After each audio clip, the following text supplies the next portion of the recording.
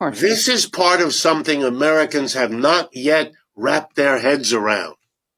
The American empire, like every empire before it, is now shrinking.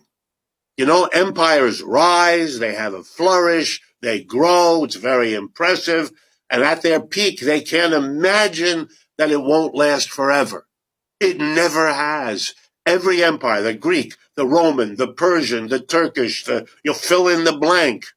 They all went up, then they went down. The ride up, much more fun than the ride down.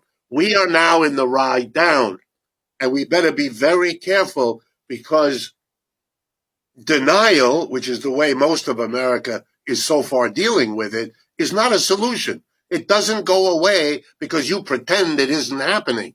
The dollar's decline is a literal barometer week in and week out of what we're seeing. The failure in Ukraine is another one. I mean, you've got to see we didn't win in Vietnam. We didn't win in Afghanistan. We didn't win in Iraq. You can dance around it 20 different ways, but it is the truth.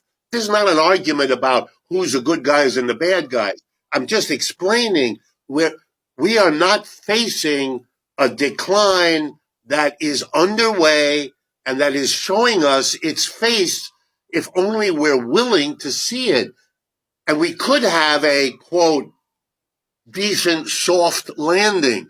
Empires do not have to go out in a horrible explosion. They can decline. Britain, not that they're a model, but after trying twice to stop the United States in the War of Independence and again the War of 1812, the British figured out we can't do this militarily, and they came to terms with their decline and being replaced by the American empire.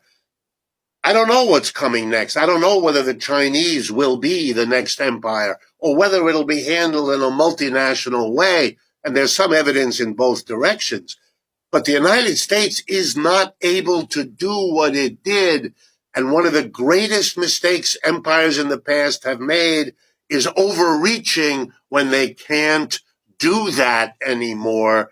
And my fear is we're at a very delicate point in that process, hampered by a denial of what's going on that periodically frightens me. So if our politicians could get out of the state of denial and face reality, what would that